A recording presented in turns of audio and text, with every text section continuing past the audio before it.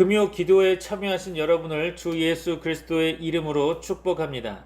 주중의 말씀으로 요한계시록의 말씀을 묵상하면서 우리의 신앙을 점검하고 우리 삶의 방향을 주님이 원하시는 방향으로 정하고자 기획하게 되었습니다.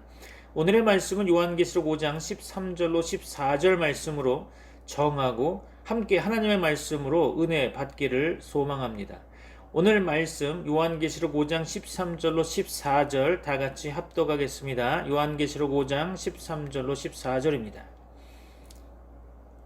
내가 또 들으니 하늘 위에와 땅 위에와 땅 아래와 바다 위에와 또 그 가운데 모든 피조물이 이르되 보좌에 앉으신 이와 어린 양에게 찬송과 존귀와 영광과 권능을 세세토록 돌릴지어다 하니 내 생물이 이르되 아멘 하고 장로들은 엎드려 경배하더라. 아멘. 종교를 갖고 있지 않은 사람들도 신 또는 초월적인 힘을 믿는 것으로 조사됐다고 합니다. 목회 데이터 연구소가 지난해 10월 실시한 2023 국민 종교 분포 및 현황 조사에 따르면 우리나라 만 19세 이상 인구 중 무종교인 비율은 63%로 지속적으로 증가세를 이어가고 있다고 하죠. 탈종교화가 급속히 진행되고 무종교인이 증가하지만 4명 중 1명은 스스로 신성한 것이나 초자연적인 것에 관심이 있는 영적인 사람이라고 생각하고 있다고 합니다. 특히 신에 대한 무종교인들의 생각과 관련해서 신은 안 믿지만 초월적인 힘이 존재함을 믿는다 라고 응답한 수가 34%를 차지하고 있다고 합니다. 반면 초월적인 힘의 존재 혹은 신의 존재를 믿는 경우는 38%로 나타나 현재 무종교인이더라도 10명 중 4명은 신 또는 초월적 힘의 존재는 믿고 있는 것으로 나타났다고 합니다. 무종교인들에게 본인이 종교적이라고 생각하는지를 물은 결과 스스로가 종교적이라고 인식한 비율은 5%에 그쳤고요. 비종교적이란 응답도 59% 정도로 과반이 넘었죠. 현재 종교에 대해 어느 정도 관심을 두고 있는지를 물은 결과에는 무종교인의 17%만 관심이 있다고 응답했고 대부분 83%는 관심이 없다고 응답했죠. 현재 무종교인의 17% 정도가 향후 종교를 가질 가능성이 있는 사람으로 분류할 수 있다고 봅니다. 이어 무종교인이 본인 스스로 영적인 사람이라 생각하는지 여부를 물은 결과 스스로 신성한 것이나 초자연적인 것에 관심 있는 영적인 사람이라고 응답한 비율은 24%로 무종교인 4명 중 1명 정도였죠. 그렇다면 무종교인들은 종교와 진리의 관계를 어떻게 인식하고 있을까요? 대부분의 종교에는 나름대로 진리가 있다고 59%로 종교 다원주의적 견해가 가장 강했고요. 어떠한 종교에도 특별한 진리는 없다는 입장이 27%였다고 합니다. 오직 한 종교에만 진리가 있다는 것은 1%에 그쳤죠. 우리 사회에 종교가 필요하다고 생각하는지에 대해서는 무종교인의 57%인 절반 이상이 필요하다고 응답했고요. 필요 없다가 34%, 잘 모르겠다가 9%였다고 합니다. 종교를 믿지 않지만 종교의 사회적 필요성에 대해서는 상당수가 인정하는 것으로 나타난 결과죠. 연령별로 살펴보면 60세 이상 고령층에서 종교의 필요성을 상대적으로 더 느끼는 것으로 나타났다고 합니다. 무종교인이 생각하는 종교의 역할은 어떠할까요? 위안과 위로에 대한 동의율이 76%로 가장 높았고 내적 평화와 행복이 73%, 고난과 고통에 이기는 힘 66% 순이었다고 합니다. 반면 삶의 의미의 해답, 영생 해탈의 추구는 약 34%와 27%로 낮은 동의율을 나타내고 있죠. 현실의 위로와 평안에 대해서는 종교의 유용성을 인정하나 삶의 의미나 영생 같은 본질적인 측면에서는 상대적으로 동의율이 낮은 것으로 조사됐다고 합니다. 종교의 역할로는 소속감, 외로움 해소가 75%로 가장 높게 응답해서 사회적 이슈인 외로움, 고독사 문제 등 교회 종교단체가 긍정적 역할을 수행할 수 있음을 시사하고 있죠. 무종교인의 초자연적 개념 인식과 관련하여 영혼이 있다는 37%, 영혼이 없다는 33%로 엇비슷하게 응답했다고 합니다. 영혼이 있다는 믿음은 20대 청년층에서 높게 나타나는 특징 중 하나로 보였죠. 이번에는 영혼이 있다고 응답한 자들 가운데 사후 영혼에 대한 생각을 물었는데 사후의 영혼은 어딘가에 존재할 것이라는 비율이 64%로 사후의 영혼은 존재하지 않을 것 17%에 비해 응답 대비가 훨씬 높았죠. 사후의 영혼이 어딘가에 존재할 것이라는 인식을 전체 응답자 기준으로 환산하면 24%로 무종교인 4명 중 1명꼴로 나타났다는 거죠. 무종교인들은 사후세계, 천당과 지옥 등 초자연적 개념을 믿을까요?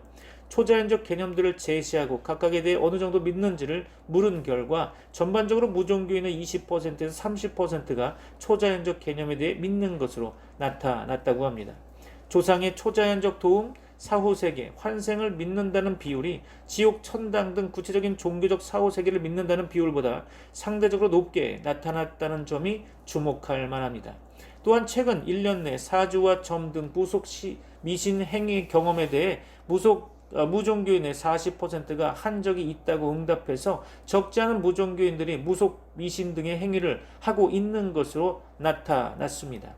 가장 많이 하는 행위로 사주가 가장 많았죠. 24%, 그 다음 토종불교를 16%, 타로점 15% 순이었다고 합니다. 한편 무속 미신에 대한 다양한 속설을 제시하고 이에 대한 동의를 물어본 결과 사주가 사람의 인생에 영향을 미친다에 동의한 동의율이 47%로 절반 가까이에 달했고 부적은 행운을 가져다 준다는 것은 29%, 점쟁이들은 미래를 예측할 수 있다에는 27%가 동의한 것으로 나타났다고 합니다. 사주와 부적, 점 등 동양 무속 미신에 대한 동의율이 별자리 심령 치료사 등 서양의 무속 미신에 대한 동의율보다 상대적으로 높게 나타난 점이 눈에 띄고 있죠. 특히 부적이나 점에 대해 전반적으로 연령이 낮을수록 신뢰도가 높게 나타난다는 점이 특이할 만합니다. 무속 미신 행위 경험자에게 그 이유를 물었더니 재미로 봤다는 응답이 57%로 가장 높았고요. 다음으로 신년 운세 52%, 중장기 운세 20%, 애정운 18% 등 운세에 관련된 것이어서 미래에 대한 불안한 심리를 읽을 수 있었습니다. 이와 함께 평소 종교적 혹은 마음의 평안을 위해 명상과 기도 등 종교적 행위를 하는지를 물었더니 무종교인 응답자의 71%는 아무것도 하지 않는다고 응답했고요. 29%인 10명 중 3명꼴은 종교적 행위를 한 경험이 있다고 했습니다. 그중 명상, 마음 수련 비율은 19%로 가장 높았으며 종교를 믿지 않지만 평소 기도를 하는 사람은 6% 정도에 지나지 않았죠. 명상, 요가, 기도 등 종교적 행위를 함으로써 얻는 유익으로는 명상, 마음 수련, 요가, 기도 등 모든 행위에서 마음의 평안이 80% 이상 나타났고 그 다음으로 위로와 위안이 차순위로 기록했다고 합니다. 반면 삶의 의미, 가치관의 변화 등 종교의 본질적인 유익은 50% 미만으로 나타났죠. 또 평소 명상을 하고 있는 무종교인에게 초자연적 경험을 한 적이 있는지 물어본 결과 88% 대다수는 초자연적인 경험을 한 적이 없다고 응답했지만 12% 정도 명상 중 초자연적 경험을 한 적이 있다고 대답했죠. 자, 오늘 말씀을 전하기 전에 언론에 나와 있는 종교성에 관한 설문조사지의 응답을 보면서 교회가 교회의 사명을 감당하고 있는지, 교회는 세상에 얼마나 많은 영향력을 끼치는지 알아보는 사례가 되었습니다. 기독교적 문화 콘텐츠가 절실하지 않나 생각해보는 시간이 되었고요. 그동안 이단들이나 타종교에 빼앗긴 영성 관련 콘텐츠에 조금 더 관심을 가져야 하지 않나 생각해보는 계기가 되었습니다. 그런데 여기서 우리가 알아야 할 것은 정통적 신학과 성경의 정통적 해석이 우리의 삶에 영향을 끼쳐야 한다는 것이죠. 하나님은 전능하십니다. 오늘 말씀을 통해 은혜가 넘치기를 소망합니다. 오늘 본문을 통해 우리가 느끼는 바는 천지의 만물들, 즉 하늘에 있는 천사들이나 사람들, 그리고 기타 모든 만물들이 하나님과 주 예수 그리스도께 찬송과 영광을 돌렸다는 것이죠. 이것은 삼위일체 하나님께 올리는 만물의 영광스러운 합창이었습니다. 여기 한 번 더 성자 예수님께서 성부와 동등한 영광과 능력을 가지신다는 삼위일체 교리가 증거되고 있다는 것을 기억해야 할 것입니다.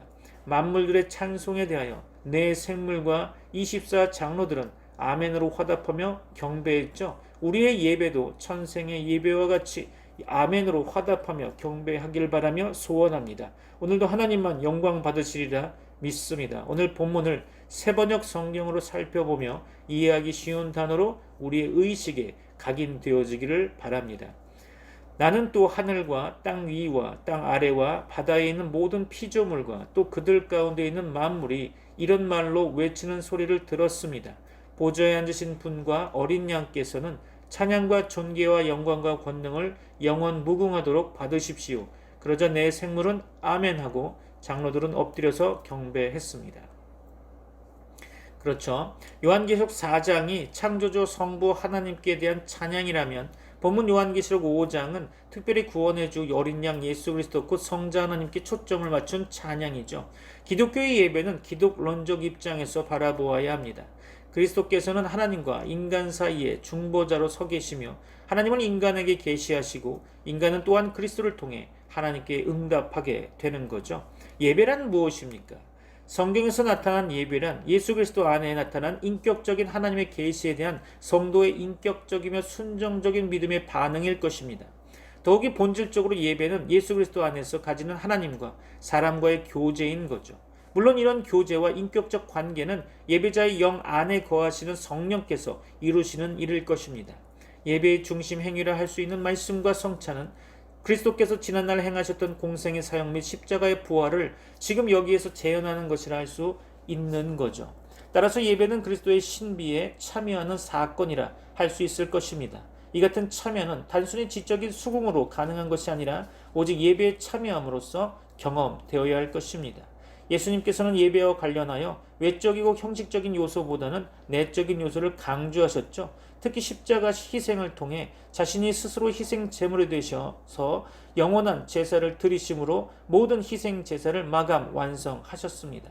따라서 신약의 성도는 희생 제물을 드리는 대신 대속 제물로 죽으신 그리스도의 속죄의 은총을 감사 찬송하며 그를 보내신 하나님을 높이는 예배를 통해 하나님을 영화롭게 할 수 있는 것입니다. 예배를 뜻하는 대표적인 헬라어 프로스 퀴네오는 프로스와 퀴네오, 다시 말해서 입맞추다의 합성어, 원래는 종이 주인에게 문안할 때 존경의 표시로 머리를 조아리며 발에 입맞추는 것을 가리킵니다. 결국 예배는 하나님을 향한 존경과 경외심이 수반된 엄숙한 행위임을 성경은 보여주고 있죠. 즉 유일한 예배 대상인 하나님을 의식하며 전 인격에서 우러나오는 경외심을 가지고 경배하고 하나님의 높으심과 그 은총을 찬양하며 섬기는 거룩한 행위가 바로 예배인 거죠. 최초의 예배 형태는 희생 제사였습니다.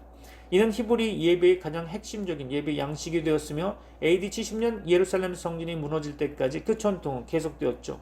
하지만 제사 중심의 전통적 예배는 점차 의식화되고 형식화됨으로써 하나님의 심판을 초래하게 되죠. 한편 성경에 언급된 예배의 형태를 살펴보면 에덴 동산에서 쫓겨난 후 족장 시대까지의 예배는 제단을 쌓고 여호와 이름을 부르며 피 흘림의 제물을 드렸죠. 성막과 성전 때의 예배는 하나님이 친히 마련하신 제사 제도를 중심으로 하나님이 지정하신 장소와 시간에 하나님께서 성별하신 제사장의 주도하에 드려졌죠. 특히 예물과 찬양이 준비되었습니다. 성전이 무너진 후 회당에서의 예배는 바벨론 포로 때부터 안식일에 무너진 성전 대신 회당에 모여 율법을 낭독하고 찬양과 기도를 드렸죠. 포로 귀환 이후 성전 제사가 회복된 뒤에는 이 회당 예배는 병행되었고 예루살렘 멸망 AD 70년 이후에는 회당이 유대인들의 예배의 중심지가 됩니다. 기독교 공동체 예배를 살펴보면 예수님의 십자가 부활과 승천 이후 기독교 공동체는 오순절 성령 강림을 통해 새로운 은혜를 경험하며 교회라는 새로운 신앙 공동체를 형성하게 됩니다. 교회는 큰 형태의 지역교회와 소규모의 가정교회가 공존하면서 유대교 회당과는 다른 예배 형태를 갖추게 되었죠. 그 예배의 내용을 보면 가르침, 성경 낭독, 기도, 찬송, 고백, 세례와 성찬 예식, 연보, 축도 등으로 이루어졌죠. 현대의 예배의식과 비교하면 거의 유사하다고 생각할 수 있을 것입니다. 예수님께서는 예배의 내적인 요소를 강조하셨죠. 특히 십자가 희생을 통해 자신이 스스로 희생 제물이 되어 영원한 제사를 드리심으로 모든 희생 제사를 마감 완성하셨습니다. 따라서 신약 성도들은 희생 제물을 드리는 대신 대속의 죽음을 죽으신 그리스도의 속죄의 은총을 감사 찬송하며 그를 보내신 하나님을 높이는 신령한 예배를 통해 하나님을 영화롭게 할 수 있는 거죠. 예배의 형식도 무시할 수 없으나 성경은 내적 자세의 중요성을 더 강조하고 있음을 기억하시기 바랍니다. 그리고 바울 사도는 전인격과 온 삶을 통한 산 예배를 강조하고 있죠. 구원과 성화는 양면의 동전과 같습니다. 구원받은 백성은 믿음으로, 구원받은 후에는 거룩한 성화의 삶이 있어야 하는 거죠. 구원받았다고 하면서 자기 멋대로 죄를 지으면서 거룩하게 살지 않으려고 한다면 거짓 구원으로 볼 수 있겠죠. 진실로 구원받은 사람은 죄를 미워하고 죄를 짓지 않으려고 노력하면서 하나님의 말씀대로 살아가려고 몸부림치게 됩니다. 새로운 본성을 소유하며 다시 태어나는 거듭남을 경험할 것이며 그리스도와 함께 연합되어 삶을 살아갈 것입니다. 또한 의롭다고 선언된 하나님의 말씀을 간직하고 그리고 하나님의 나라에 입적된 것을 믿게 되죠. 우리의 죄의 문제는 어떻습니까? 우리는 갑자기 완전하게 바뀌지 않을 수 있습니다. 신자들의 삶 속에서 여전히 죄의 문제가 있고 성화의 교리는 이것에 관하여 하나님께서 무엇을 말씀하시는지 귀 기울이게 됩니다. 성화에 관하여 이야기하고자 하는데요. 매우 많은 이야기가 있죠. 만약 우리가 우리 자신의 교리들을 알지 못한다면 참으로 부끄러운 그리스도인이 아닐 수 없습니다. 그래서 저도 여러분을 위해 교리 관련 책을 출간했는데요. 추후에 나누어 드리려고 주문 많이 해두었습니다. 참조하시면 좋겠습니다. 그럼 성화란 무엇을 의미한다고 보십니까? 저는 성화라는 말 속에 이 두 가지 의미가 모두 있다고 생각됩니다. 그 이유는 이 두 가지가 바로 성화의 양면을 가리킨다고 저는 생각하고 있기 때문이죠. 잘라버림이 있고 또한 구분함이 있습니다. 그러니 참된 성화는 또한 빛남을 포함하고 있는 거죠. 신약을 여러분이 볼 때 성화를 가리키는 그 다양한 모든 용어들의 주된 의미는 분리의 개념일 것입니다. 성화에는 두 가지 주된 의미가 있죠. 첫째는 하나님과 그분을 섬김을 위한 구분입니다. 이것은 신구약에 있어서 성화의 위대한 의미일 것입니다. 이 개념이 남녀뿐만 아니라 무생물에게까지 적용된다는 것은 매우 흥미로운 사실이죠. 구분하는 개념에는 이중의 의미가 있습니다. 첫째는 세속적이며 불결하고 부정한 모든 것으로부터의 분리입니다. 이렇게 분리된 그릇들은 다시는 일상적인 방법으로는 사용할 수 없겠죠. 두 번째로 그것은 적극적인 의미를 갖는데요. 그것은 바로 성결케 된 것은 하나님께 전적으로 헌납된 것, 하나님께 드려진 것, 하나님께 제공된 것을 의미하여 하나님을 섬기는 데 사용된다는 것입니다. 흥미롭고 중요한 구절인 고린도전서 6장 11절을 볼까요? 우리의 논리적인 순서에 있어서는 성화란 칭의 다음에 와야만 하겠죠. 그런데 여러분은 다른 점을 볼 수 있을 것입니다. 자, 고린도전서 6장 11절 너희 중에 이와 같은 자들이 있더니 주 예수 그리스도의 이름과 우리 하나님의 성령 안에서 씻음과 거룩함과 의롭다 하심을 얻었느니라. 아멘. 여기서 성화란 칭의 이전에 오고 있다는 점을 주목할 필요가 있죠. 히브리서 10장 10절입니다. 이 뜻을 쫓아 예수 그리스도의 몸을 단번에 들이심으로 말미암아 우리가 거룩함을 얻었노라. 아멘. 이것은 분리됨을 의미하는 것이죠. 베드로에게서 다른 예를 찾아볼 수 있습니다. 곧 하나님 아버지의 미리 아심을 따라 성령이 거룩하게 하심으로 순종함과 예수 그리스도의 피 뿌림을 얻기 위하여 택하심을 입은 자들에게 편지하노니 은혜와 평강이 너에게 더욱 많을지어다. 아멘. 베드로전서 1장 2절의 말씀이죠. 여기서 다시 거룩해 하는 것은 세상으로부터 취하여 하나님과 하나님의 처분을 위하여 드리는 구분을 분명하게 뜻하고 있는 거죠. 그리고 동일하게 베드로전서 2장 9절에서도 여러분은 발견할 수 있을 것입니다. 베드로전서 2장 9절입니다.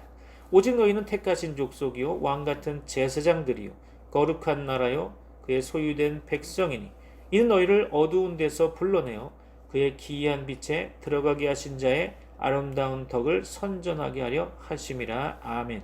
이런 의미에서 우리 모두는 히브리서 기자가 기록한 것처럼 십자가 위에 주 예수 그리스도의 사역에 의해서 단 한 번에 영혼이 이미 거룩해 된 거죠. 두 번째 의미는 윤리적인 의미로 바로 거룩하라는 것입니다. 하나님을 위하여 우리가 구별되는 것이 우리 자신을 거룩하게 하는 것을 의미하지는 않습니다. 이렇게 구별된다고 하는 것은 우리 자신을 거룩하게 여기는 것이죠. 그러나 성화의 두 번째 의미는 우리가 어떻게 거룩하게 되는가를 기록하는 것입니다. 따라서 그것은 우리 내부에서 생기는 정화와 청결을 위한 어떤 일로서 우리가 더욱더 예수 그리스도를 본받는 것이며 또한 우리를 점점 영화롭게 하여 주님의 형상으로 변하게 하는 것이죠.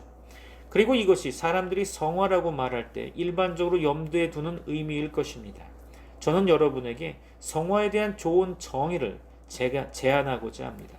성화란 성령님의 은혜롭고 지속적인 작용으로서 그분이 죄의 오염으로부터 의롭게 된 죄인을 구원하며 하나님의 형상으로 그 죄인의 전체 본성을 새롭게 하고 또한 그로 하여금 선한 일들을 행할 수 있도록 하는 것입니다. 라고 말할 수 있죠. 이 정의를 좀 더 분명하게 설명해 드리고자 합니다. 성령님의 은혜롭고 지속적인 작용으로서 그분이 죄의 오염으로부터 의롭게 된 죄인을 구원하며, 여기에서 이미 죄인은 의롭게 된 자가 되었던 거죠. 죄의 오염으로부터란 죄의 책임은 더 이상 그에게 존재하지 않는다는 의미를 가지고 있죠. 칭의, 즉 의로 칭하심을 받았다라고 하는 것은 이미 그에게 주어진 것인데요. 이제 우리는 죄의 권세와 오염에 대하여 좀 더 관심을 갖게 되겠죠. 하나님의 형상으로 그 죄인의 전체 본성을 새롭게 하며 또한 그로 하여금 선한 일들을 행할 수 있도록 하는 것, 이것이 바로 성화인 거죠. 하나님께서는 불경한 자를 의롭게 하신다는 것을 여러분은 기억하실 것입니다. 하나님께서 사람들을 의롭게 하시기 이전에 그들이 완전히 성화되는 것을 기다리지 않으십니다. 하나님께서는 그리스도의 의를 사람들에게 적용하실 때에 죄 가운데 있는 그들을 보시며 그들을 의롭다고 선언하십니다. 이것이 바로 입혀진 의라는 것이죠. 세상 도덕과 성화의 차이는 무엇일까요? 성화는 우리의 중생과 칭의 다음에 죄의 문제를 진실로 하나님께서 어떻게 다루시는가 하는 방법이죠. 그런데 성화에 대한 정의의 문제를 다루는 것을 그치기 전에 다루어야 할 것이 또 하나 있죠. 그것은 우리가 성화에 대하여 정의를 내릴 때에 우리 자신의 도덕적 상태와 조건만이 아니라 하나님과 관련해서 우리의 도덕적 상태와 조건의 용어들로 항상 조심스럽게 정의해야만 한다는 거죠.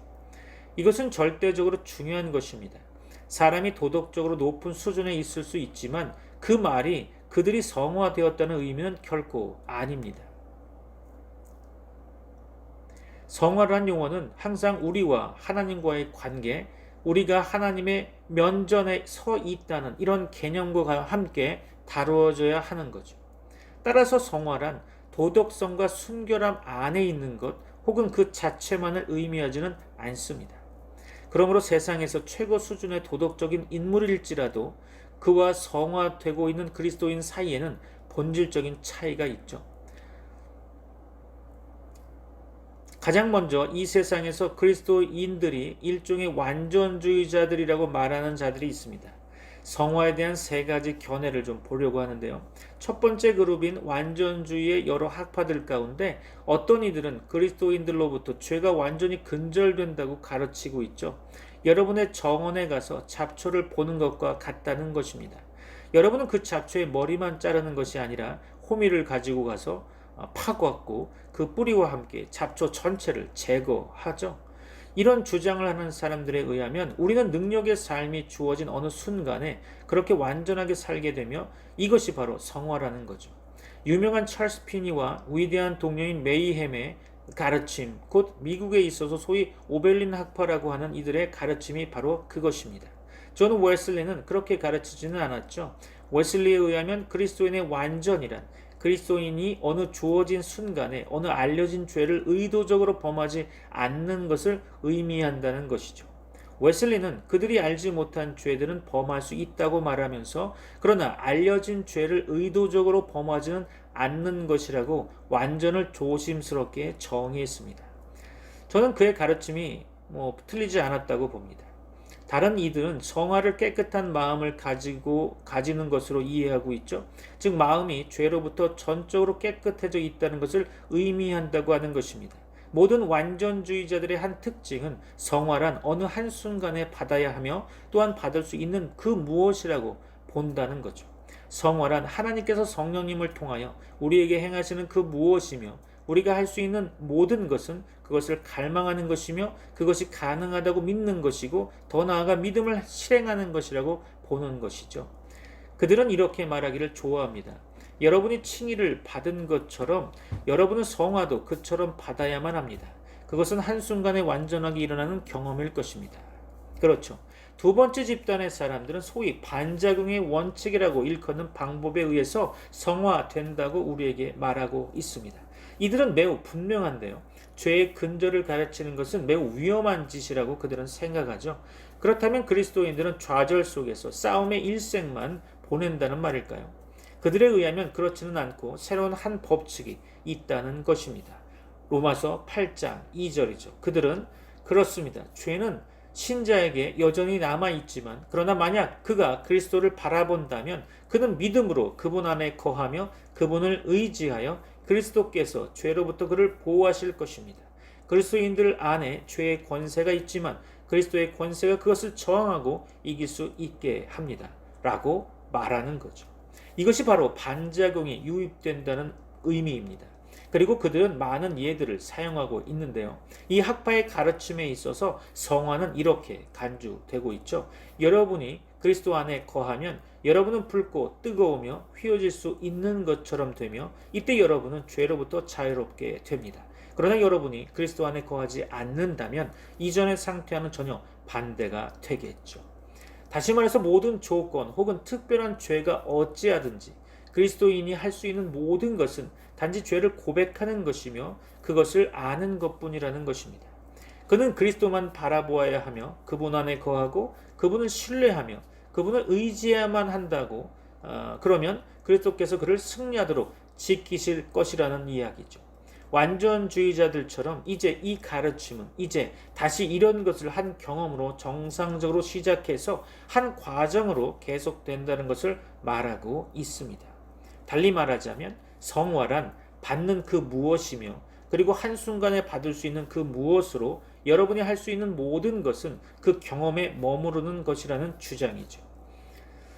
자, 마지막 세 번째이며 마지막 가르침에 의하면 성화한 우리가 중생하는 그 순간에 시작해서 우리의 전생애 동안 점진적으로 계속되며 죽음 다음에야 비로소 완전케 되는 한 과정이라는 것이죠.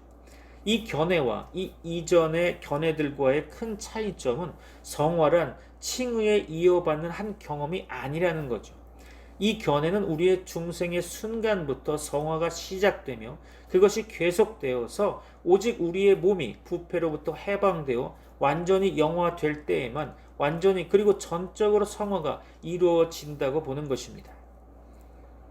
바울이 로마서 8장 23절에서 모든 피조물이 다 이제까지 함께 탄식하며 함께 고통하는 것을 말할 때 이뿐 아니라 또한 우리 곧 성령의 처음 익은 열매를 받은 우리까지도 속으로 탄식하여 양자될 것 곧 우리 몸의 구속을 기다리느니라 라고 말하고 있죠. 몸이 마지막으로 구속될 때에만 우리의 성화는 완성된다는 것입니다. 신약에서뿐만 아니라 구약 그 어느 곳에서도 볼 수 있는 첫 번째 위대한 원칙은 성화란 우리를 향한 하나님의 뜻이라는 것입니다. 데살로니가전서 4장 3절에서 이 위대한 진수를 우리는 분명히 볼 수 있죠. 하나님의 뜻은 이것이니 너희의 거룩함이라. 아멘. 이것이 바로 출발점이며 근본이라는 것이죠. 구약에서 하나님께서 행하신 모든 것의 목적은 궁극적으로 우리의 성화라는 것입니다. 그분께서 아들을 보내사 여자에게서 나게 하시고 율법 아래 나게 하신 때의 목적도 여전히 우리의 성화였다는 거죠. 그리스도께서 십자가에서 죽으셨을 때 그 목적은 우리의 완전함이었으며 성령님을 주신 목적도 동일한 것이었죠. 진실로 하나님께서 우리를 위하여 모든 것을 행하셨고 우리의 구원 역시 그 목적이 있는데 그것은 바로 우리의 성화인 것입니다. 요한복음 17장 17절이죠. 저희를 진리로 거룩하게 하옵소서. 아버지의 말씀은 진리니이다. 아멘. 진실로 그분께서는 19절에서 계속 이렇게 기도하십니다. 또 저희를 위하여 내가 나를 거룩하게 하오니 이는 저희도 진리로 거룩함을 얻게 하려 함이니이다. 아멘. 여기서 주님께서 내 자신을 거룩하게 하오니 라고 말씀하실 때 이것은 저는 제 자신을 아버지의 처분에 맡깁니다. 저는 아버지께서 제게 하라고 주신 이 마지막 일을 위하여 제 자신을 분리시킵니다. 라고 말할 수 있는 거죠. 이것은 바로 십자가 위에서 죽으심을 뜻하는 것입니다. 주님께서는 바로 우리가 성화될 수 있도록 하시기 위해 이것을 하신 거죠. 성화가 바로 모든 것 뒤에 있는 목적입니다. 사도 바울은 디도에게 말합니다. 그가 우리를 대신하여 자신을 주심은 모든 불법에서 우리를 구속하시고 우리를 깨끗하게 하사 선한 일에 열심하는 친백성이 되게 하려 하심이니라. 디도서 2장 14절이죠. 이것이 바로 주님께서 십자가에서 우리를 위하여 죽으신 목적인 거죠. 이것 이외에는 다른 목적이 있을 수 없겠죠. 성화는 구원의 목적입니다. 어떤 이들은 십자가 위에서 예수 그리스도의 죽으심은 단지 우리를 용서하기 위한 것이라고 주장하는 경향이 있는데요. 그러나 성경은 결단코 그렇게 가르치지 않습니다. 따라서 붙잡아야 할 첫 번째 원칙은 성화란 구원의 전 과정의 목적이라는 것입니다. 로마서 안에서의 바울의 위대한 진술을 보려고 하는데요. 또 미리 정하신 그들은 또한 부르시고 부르신 그들을 또한 의롭다 하시고 의롭다 하신 그들을 또한 영화롭게 하셨느니라. 아멘. 로마서 8장 30절 말씀이죠. 바울은 이런 구원의 전 과정이 하나라고 말하는 것입니다. 하나님께서 남녀 속에서 이 일을 시작하실 때 그 모든 일은 이미 완성되었다는 의미가 있다는 거죠. 즉 칭의로부터 곧장 성화로 간다는 것입니다. 따라서 분리를 뜻하는 그런 구분들을 하는 것은 매우 잘못된 것이겠죠. 여러분은 그리스도를 나눌 수 없습니다. 여러분은 그리스도 안에 있든지 그렇지 않든지 양자 중 하나가 될 것입니다. 여러분이 그리스도인이라면 여러분은 그리스도와 연합되어 있기에 그리스도의 모든 유익은 바로 여러분의 것이 될 것입니다. 바울은 여러분이 주님과 함께 십자가에 못 박였으며 그분과 함께 죽었고 그분과 함께 장사되었으며 그분과 함께 다시 살아났고 그리고 그분과 함께 하늘 보좌에 이미 앉아 있다고 말하고 있습니다. 만약 우리가 그리스도 안에 있다면 그분이 우리에게 의로움으로만이 아니라 성화와 구속으로 주어진 것입니다. 성화는 하나님의 사역입니다. 중생에 있어서 우리는 아무것도 하지 않았습니다. 그것은 전적으로 하나님의 일이었죠. 칭의에 있어서도 또한 우리는 아무것도 하지 않았습니다. 칭의는 우리를 바르게 의롭다고 선언하시는 전적으로 하나님의 행위인 거죠. 그 동일한 것이 우리의 양자됨에서부터 시작되는 거죠. 우리의 양자됨에 있어서 우리는 아무것도 하지 않았죠. 그것은 하나님의 선언이며 하나님의 행위인 것입니다. 그러나 다른 한편으로 우리가 회개와 믿음을 고려했을 때 우리는 이런 것들이 비록 성령에 의해서 시작되었지만 우리 편에서도 역할을 한다는 점을 지적해 왔습니다. 우리는 주 예수 그리스도를 믿어야 합니다. 물론 하나님의 기원적인 역사하심이 없이는 우리는 그렇게 믿음을 가질 수 없겠죠. 이것의 시작은 바로 그분에 의한 것입니다. 그러나 우리는 그 믿음을 표현해야만 합니다. 그리고 이것은 성화에 있어서도 완전히 동일한 거죠. 빌립보서 2장 12절로 13절이죠. 그러므로 나의 사랑하는 자들아 너희가 나 있을 때뿐 아니라 더욱 지금 나 없을 때도 항상 복종하여 두렵고 떨림으로 너희 구원을 이루라. 너희 안에 행하시는 이는 하나님이시니 자기의 기쁘신 뜻을 위하여 너희로 소원을 두고 행하게 하시나니 우리는 성화한 무엇보다도 바로 우리 안에서 주로 성령님을 통하여 그리고 성령님에 의한 하나님의 사역이라는 점을 참으로 강조해야 할 것입니다. 성화는 하나님의 일이며 하나님의 의도이고 하나님의 목표이며 그분께서 자신을 향하여 구분해 두셨던 자들 속에서 행하시는 그 무엇일 것입니다. 이것이 발생하기 위하여 우리 주님께서 죽으신 것이죠. 그리고 주님께서 자신의 피의 대가로 지불하고 사신 자들에게 이것이 발생하지 않는다는 것은 상상할 수도 없는 것입니다. 그렇다면 칭의와 성화의 중요한 차이점은 무엇일까요? 칭의에 있어서는 우리가 아무것도 할 수 없기에 우리는 아무것도 하지 않았죠. 그것은 하나님의 선언이었습니다. 그러나 성화에서는 우리 스스로가 무언가를 하도록 부르셨죠. 다시 말해서 이것이 바로 성화의 전체 교리의 핵심인 것입니다. 여러분에게 깨닫는 시간이 되길 바라며 여러분의 삶 속에 성화의 삶이 이어지기를 소망합니다. 여러분을 사랑하며 축복합니다. 기도하겠습니다. 이제는 우리 주 예수 그리스도의 은혜와 하나님의 사랑과 성령님의 교통하심이 트리니티 미라클 교회 모든 성도들과 세계 교회 위에 이제부터 영원까지 함께 있을지어다. 아멘.